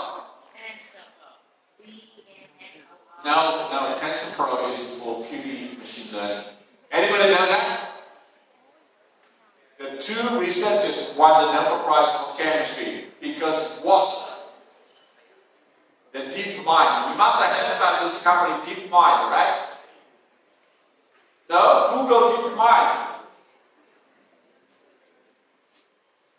Who beats the human in the Go game? AlphaGo. Don't tell me you don't even know AlphaGo. AlphaGo was the product of DeepMind. Yeah. But AlphaGo didn't win DeepMind a Nobel Prize medal. But the other product of the same company called AlphaFold won a Nobel Prize medal. Do you know what Nobel Prize means? It's the jewel of the crown. Yeah. I think most of the countries in the world has 0 Nobel Prize winners. Most of the countries in the world. 0. Even for a country as large as China, the Nobel Prize winner is close to 0. Maybe 3 or 4. It's very minimal. Do you know what I mean? It's extremely difficult. Yeah. They're mostly dominated by the United States and the British and Germany, I think. And Australia is not too bad. We have like 16, 15 Nobel Prize winners so far. Not really. Japanese have won a lot, quite a few as well. Yeah. Yeah, that's right. It doesn't have to be English speaking. Yeah, it's invention. Yeah. And Dennis John created history because they are AI scientists. They didn't know anything about chemistry. And particularly John, he's only 7 years after his PhD. He becomes the youngest one to win a Nobel Prize. Look at all the other Nobel Prize winners. They are like in the 70s, right? Most of the 70s, like the 80s. There was 1 or 2, I think, already died with the Nobel Prize committee, like awarded a Nobel Prize. Already died. There's 1 or 2 died. Because Nobel Prize, to win a Nobel Prize medal, you need a test of time, minimum 20 years, 30 years, something like that, before they can give you a medal. But in this case, because of AlphaFold fundamentally changed the way of the protein prediction. So only 7 years after PhD, they won a Nobel Prize. So by doing this, Nobel Prize committee is sending an unmistakable signal to the rest of the world. The future of bio, the future of medical, lies in what? Lies in AI. Isn't that right? Yeah, so guys, I think you should be, all of you studying AI should be very excited, right? The golden days eventually come. We used to see AI assisted, do you know what I mean? So AI is secondary to helping and power medical innovation, but now it's AI too. Alright, so regarding the center, let's watch a video, okay? Let's watch a video. I got a video to show you.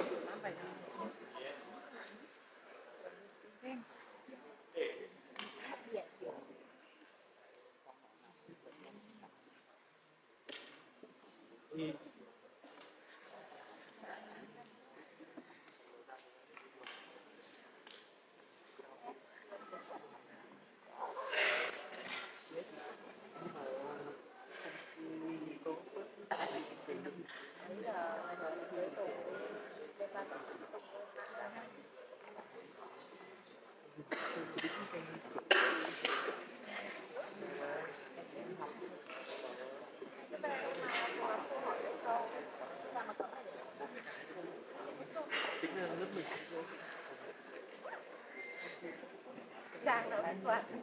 Cái gì? Nấu. Cái gì? Tao nấu được. Món nào? Tao học tập này. Thì tao thấy cái cà chua. Người nhà đã thấy cà tháo.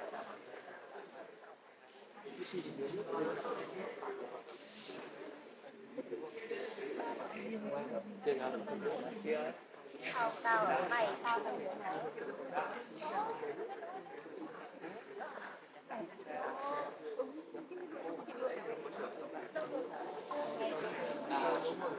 The Australian Centre for Artificial Intelligence and Innovation is the first of its kind in the world. We're working on technology that will significantly improve health outcomes beyond abstracting.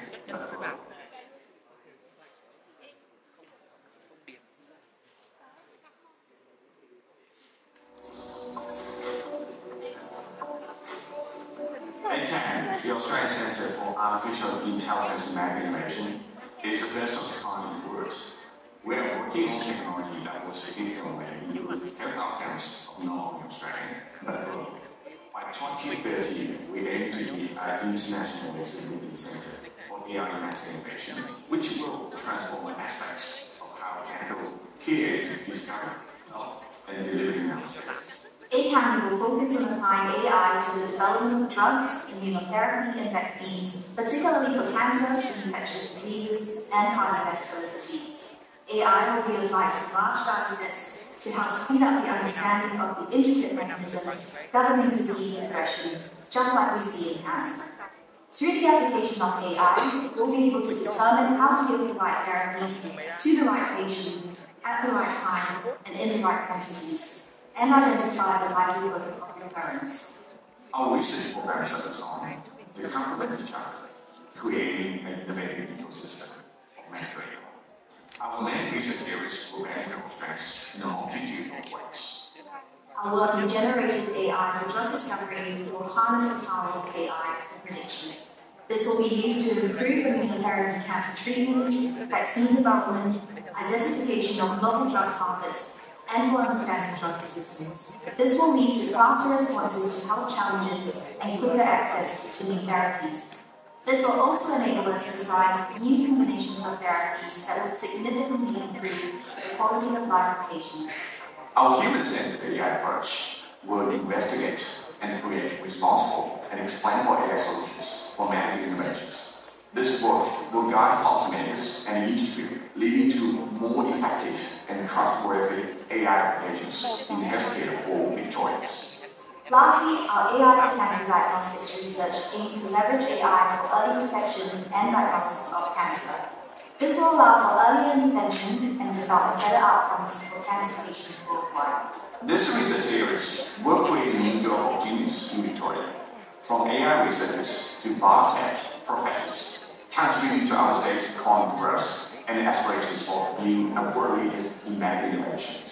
Australia's AI workforce has grown remarkably in recent years, from only 800 professionals 10 years ago to 33,000 currently, with a predicted 200,000 workers by 2030. Whilst it's early days, ACAM's work has the potential to bring about meaningful improvements in global healthcare. We're excited about the possibilities our research will offer to the community, from enhanced health outcomes to economic opportunities, helping to position Victoria as a leader in medical AI innovation.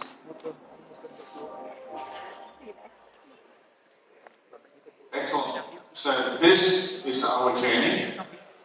This is when the Academy opened its door in September last year. I said something, it was presided by the Premier of the Treasurer of the Victoria's Department. And I said something similar. Yeah, we're going to use AI to develop personalized cancer vaccine. I didn't say 48 hours because we didn't have $500 billion. But the gist of it is the same. This is one of the few cases in Australia, as a relatively small country, we can lead on the United States of America. Yeah, I think in this area where the economy is world first, we are on the same, in the same as the United States in this area. Very exciting developments. So, let me just.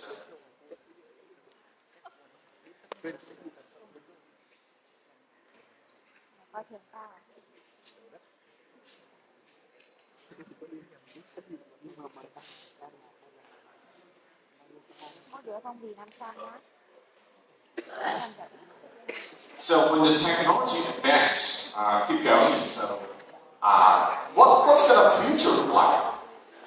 Yeah. So I want to use this remaining time before the lunch break. What future will look like? Some technology we're talking about here. The first one is the multimodal application processing.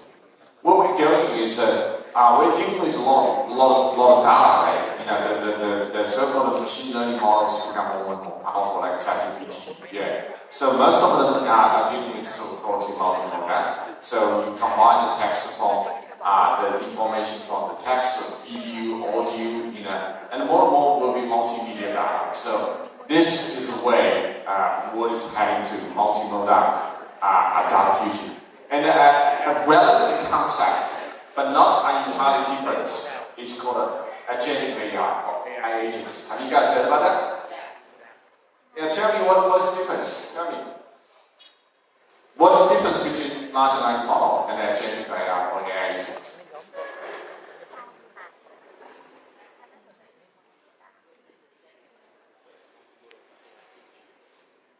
Pick up the phone, microphone, if you want to answer the question. Standing up. What is the second thing you asked me to compare with? Now, what's the fundamental difference between large language model like ChatGPT and agentic AI or AI agent? Whichever way you prefer to call it.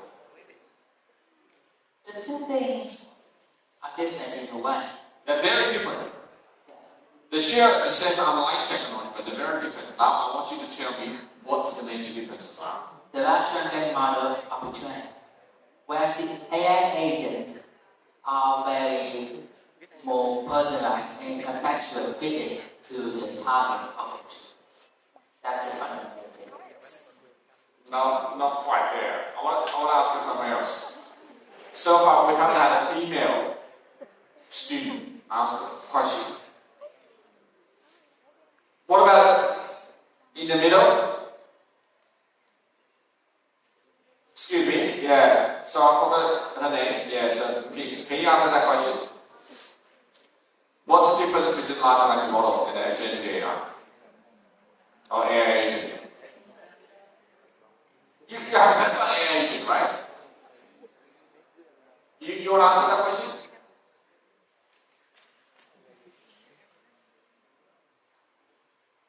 What about you?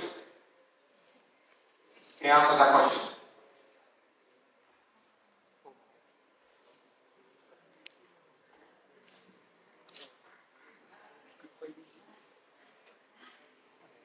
So this will be an exciting topic.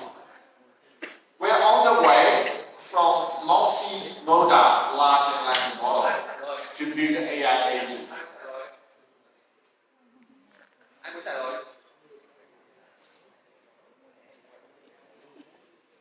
So wait, who wants to answer? Yeah, that's all. Pass the mic.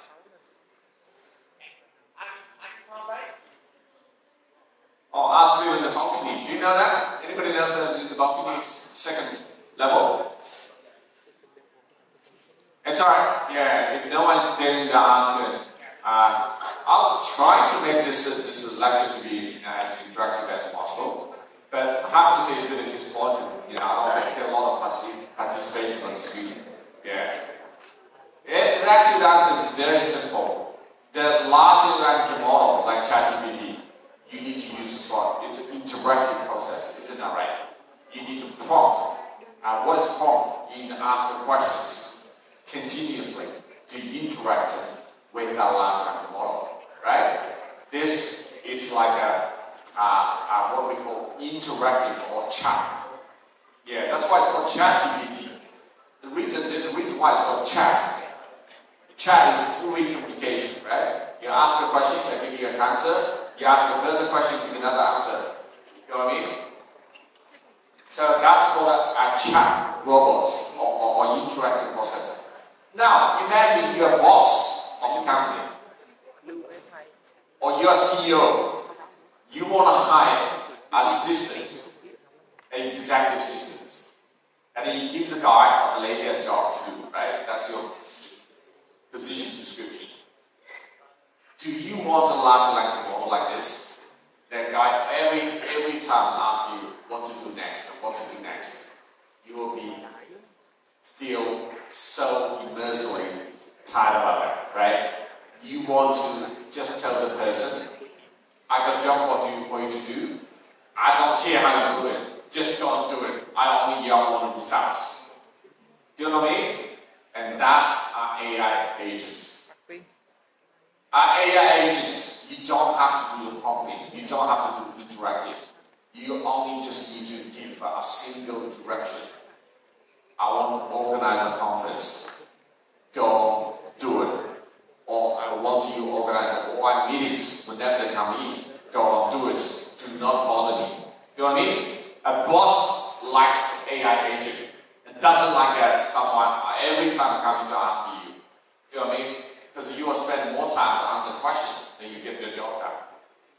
So the AI agent is different. AI agent doesn't need prompting, So underlying the AI agent is still like a large language model, but you've got tens of them, or even 20s of them, model working together, interchanging information together. Yeah, so that's called an agentic AI or AI agent. That's the future way of going. Do you know what I mean? So Jason Huang said, AI agent will have a fundamental impact on the human society. Why? Because that means all of us get ready to work with your digital colleagues. Many of our colleagues in the future will be digital colleagues. You don't see them, but they're everywhere. Jason Huang, do you know Jason Huang? The CEO of NVIDIA said, NVIDIA only needs 1,000 physical workers, physical employees, but there will be 1 billion digital, virtual employees. Do you know what I mean? At the moment, NVIDIA employs 35,000 people. That means 34,000 of them lose their jobs. This is not NVIDIA. Every organization, obviously, is so interested in deploying AI agent. Why? Because it can enable them to enormously improve their productivity and reduce their cost. So that means there's much fewer jobs out there. This is very daunting. I often say to my students, don't ever think you can compete with a computer with AI for a job. Don't ever think about it. There's no chance you can do it. But having said that, it's not the AI taking people's job. It is people who knows how to use AI taking the jobs of people who don't know how to use AI. Do you know what I mean? Yeah, I don't buy that concept that AI is taking jobs of human. No, it's the people who know how to use AI to improve the productivity and taking jobs who don't know how to use it. I'll give you a real world example. I got a very good friend. He runs a company in Melbourne. That company does what? Does translation from English to Chinese. His clients, including the Prime Minister of Australia. So whenever Australian Prime Minister goes to China, he goes with them. Whenever our opposition leaders go to China, he goes with them. So he does very high-end translation. Do you know what I mean? His company usually employs 30 people. The translation is a discipline that's affected most by artificial intelligence. I've seen some university, their entire discipline of translation, those languages disappear. They can't recruit a student because those people will do the translation. Do you know what I mean? They want to find a job. So everybody, talking to, in the language department, they all hate ChatGPT. Because they think ChatGPT get rid of their jobs. But this boss is so happy about ChatGPT. He loves ChatGPT. I said, why? You don't need ChatGPT. You're only a professional translator. Such a professional translator. And he told me, thanks to ChatGPT, he usually employs 30 people, but now it's only 90. And he plans to further reduce the people to less than 10. And in the meantime, he's making more money. Because what? You get the example. There was a job coming from Australian Department of Ministry of E-commerce about a treaty with China. They want to immediately translate that, very quick job, very urgent job, and you done to me 2 days. He said this kind of job used to be minimum 10 days. But thanks to the ChatGPT, I let ChatGPT give me a draft and I completed it within 9 hours. He loved it. Do you know what I mean? So if you know how to use AI, you're going to take the jobs of those people who don't know AI or who don't really want no willing to take advantage of AI. AI is your best friend. Take advantage of it. Using AI to improve your productivity, that's my advice. If you don't use it, your job will be taken away. This is the reality. It's very, very daunting. I can tell you. So, in other words, AI is going to be our friend. Be friendly to it. Along those lines, AI is going to be our friend when we go to work. And be friendly with it. Is that right? No, I don't think so. Like I said, yeah, AI is not taking people's job. It's the people who know how to use AI taking the jobs of people who don't know AI. Yeah, that's why I say be friendly to it. To be friendly, to embrace AI, that's what I'm saying. Yeah, don't be resistant to AI. That's my message. Because in the future, every organization, only imagine, you will have an agent AI working in the background. Yeah. And the digital employee will be more than physical employees. Yeah. So the bosses will always like to employ few people. Yeah, that's a reality. So how do we stay at the forefront? Study computer science. Be the inventor of AI technology that's being driven by the AI. You know what I mean? That's very simple. Yeah. And also, using AI to increase your productivity. That's also very important. Yeah. I think, the Donald Trump, the latest one, the Donald Trump is launching a tariff war. Have you heard about that? He's putting 46% tariff on Vietnam. I know. 105 in China. I know. Why he's doing that? He wants everybody to move their factories over to the United States. That's exactly right. He wants to bring advanced manufacturing jobs back to the United States. So a lot of people question that we can't do that advanced manufacturing. For example, 80% of the iPhones are manufactured in China. If you're doing that in the United States, the price of the iPhone will go up by 50%. You can't do that. Do you know what Donald Trump said to that? Do you know what Donald Trump said to that? He said, we're not going to make iPhones using humans.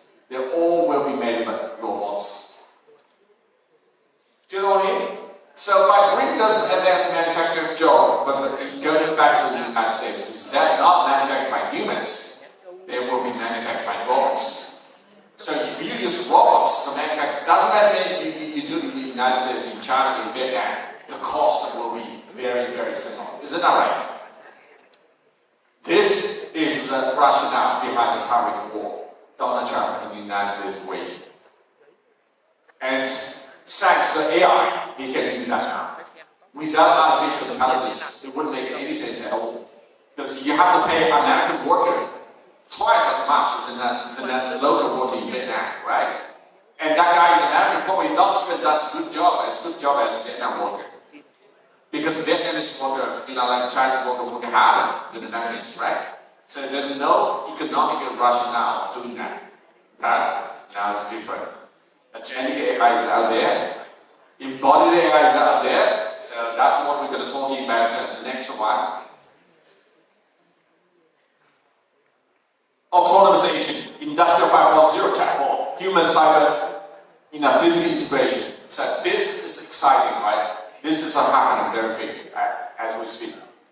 Yeah, if we deploy AI on the robots, and then that becomes something called an embodied AI. Have you heard about that term? Embodied AI. Yeah, the AI so far, including AI agent, they all stay in the virtual space. Isn't that right? If you use ChatGPT, you interact with AI in the virtual space, in the cyberspace. But how do we get the AI to step out from cyberspace into physical space? You install AI in robots.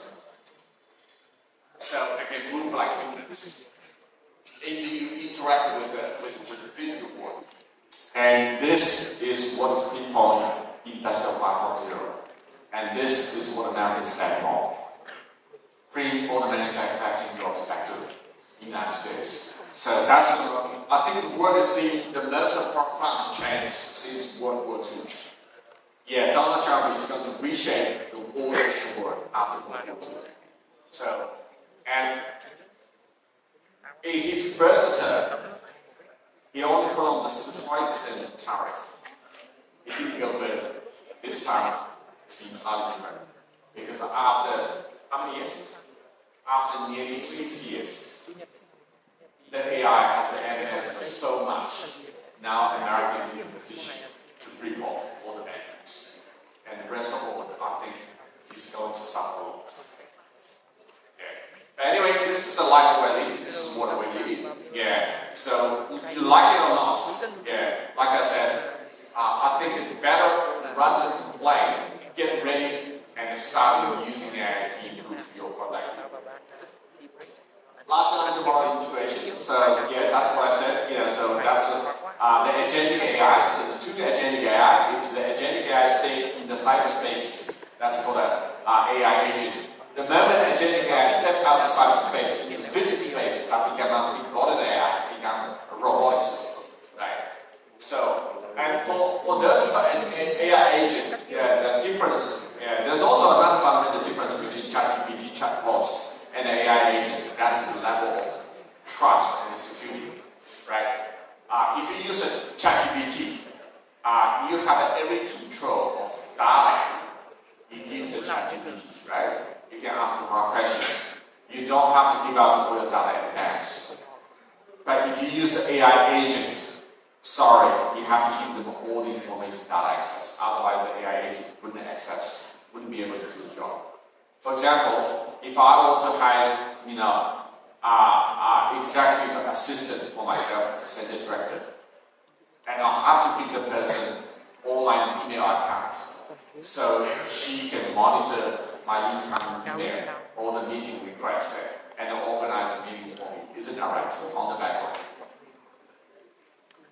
If you don't trust the AI system, you wouldn't be able to give that access. So AI agent is next level of trust. So that's why in the world in the AI, you see the DeepSeek. Have you heard about DeepSeek? Rattled the entire world. Technologically, it might be one of the best open source models, but the United States and Western world wouldn't trust DeepSeek. Do you know what I mean? Yeah, because when AI comes to this stage, it's not about technology. It's really about national security and the level of trust. So this waters become money. Yeah, I've never seen in my lifetime. I've never seen a technology. It's become a contagion point of the superpower of the world.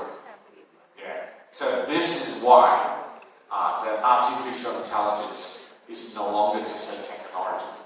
It's shaping the entire world, shaping everyone's life.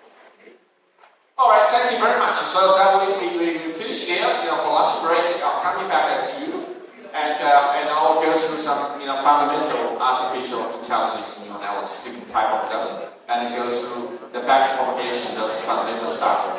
And at 3:30, I want 6 of you guys to come here on the stage one by one and present you what you think about how AI is going to change your life and your world. Thank you very much.